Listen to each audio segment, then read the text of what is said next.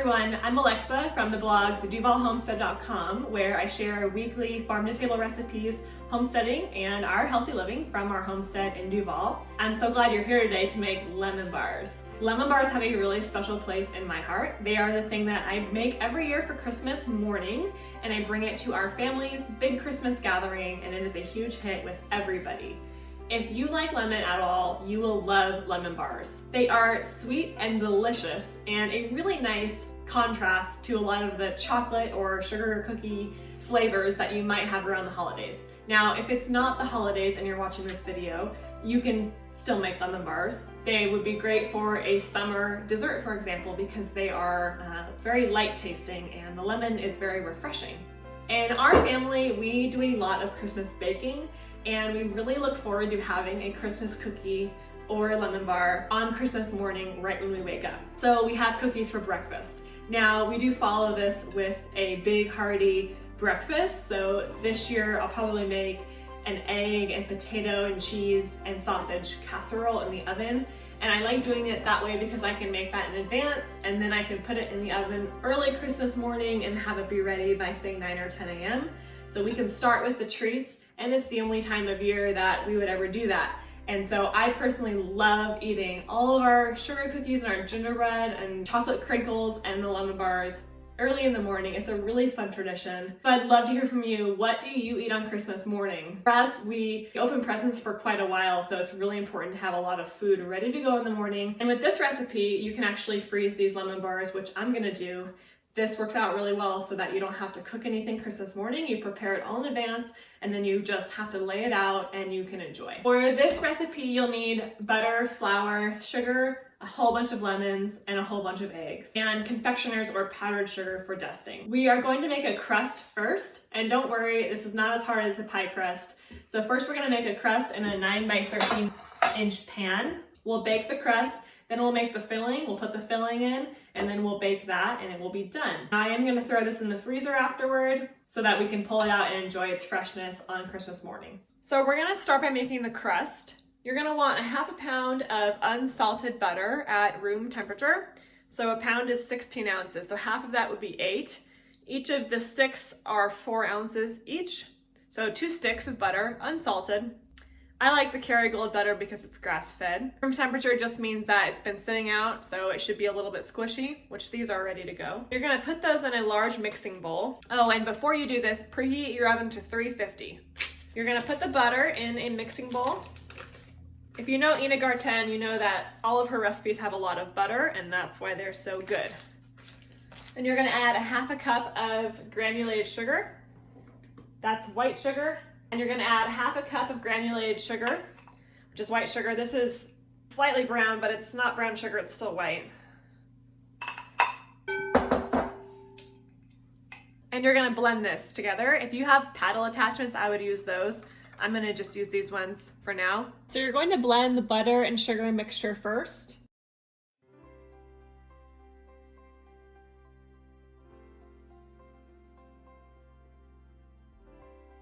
So I'm just gonna paddle down the dough here so I can get it off my beaters.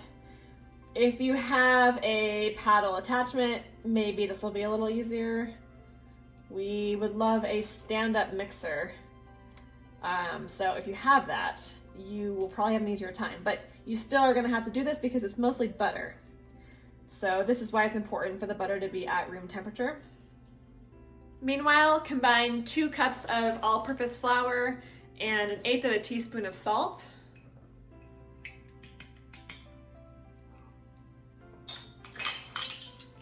We love this pink salt, the coarse salt, really good.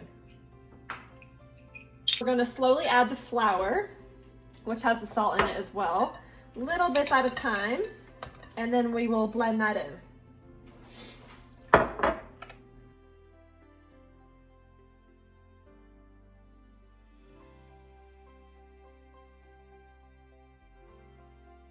And combine until it's just mixed. You don't need to keep going. And then again, I'm gonna just get the dough out of the beaters. And you can tell it's a nice dough consistency now.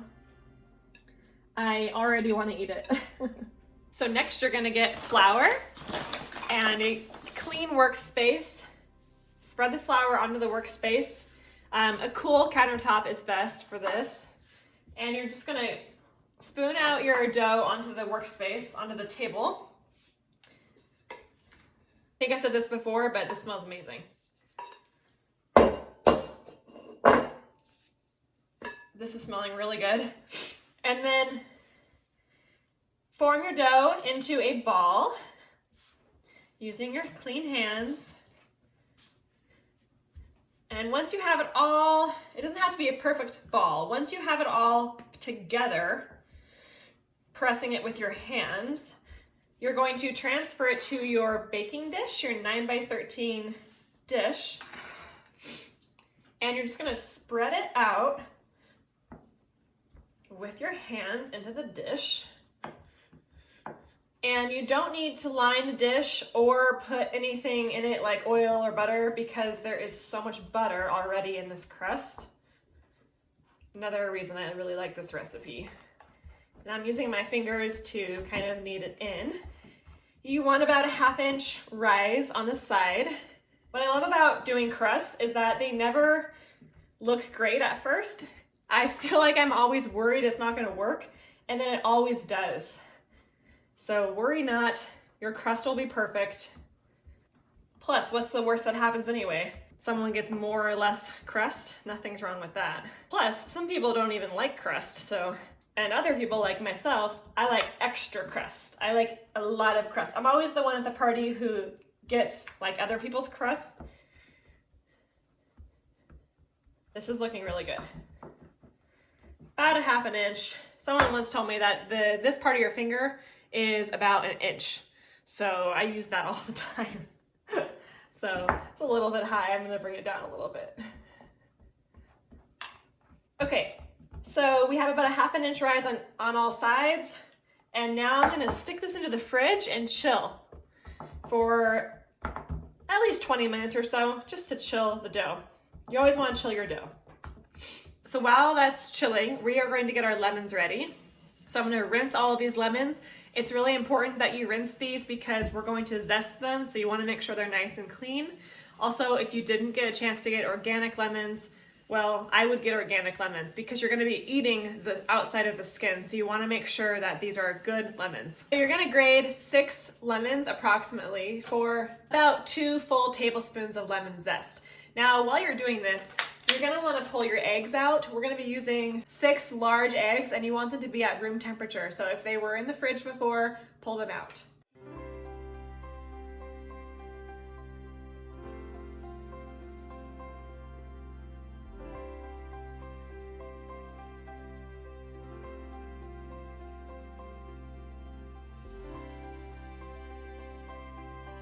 Okay, so I did about 5 lemons. I have large lemons, and I think that is about 2 tablespoons. Yeah, more than that, so we have plenty. Next, we'll do about a full cup of freshly squeezed lemon juice.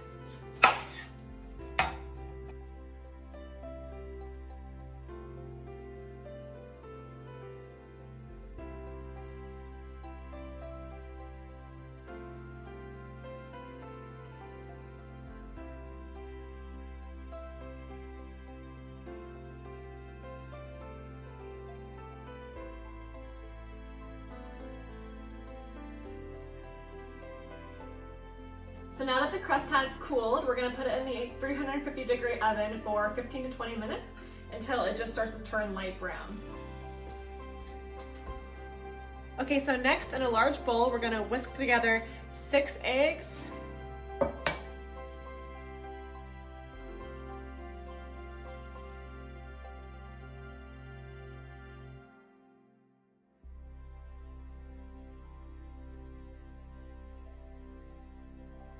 Three cups of sugar.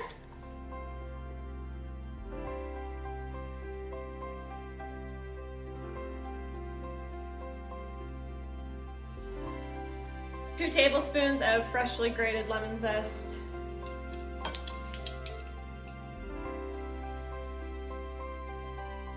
And your 1 cup of freshly squeezed lemon juice. And 1 cup of flour. Next, you're gonna take your crust out of the oven and let it cool for a second. Leave the oven on. Okay, my crust is cool now. If you wanna cool it faster, you can put it on a wire rack. So, I'm just gonna take my mixture and dump it in.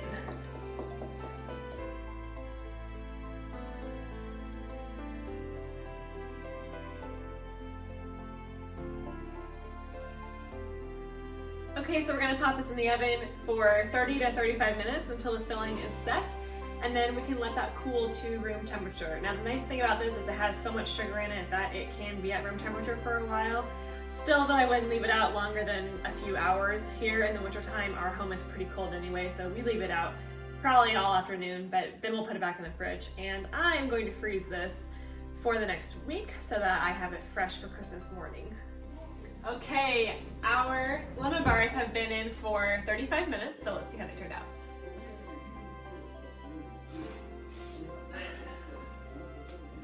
Okay, they look beautiful. And it's not jiggling, it's pretty firm, but it's not burnt. So I'm gonna let them cool. And then if you're serving right away, you wanna get your powdered sugar out, drizzle on top. It's gonna be so good. So I like to cut them into some nice squares here. And I let this cool for about 20 minutes before I did this. And you're gonna wanna grab your powdered sugar and sprinkle it on top.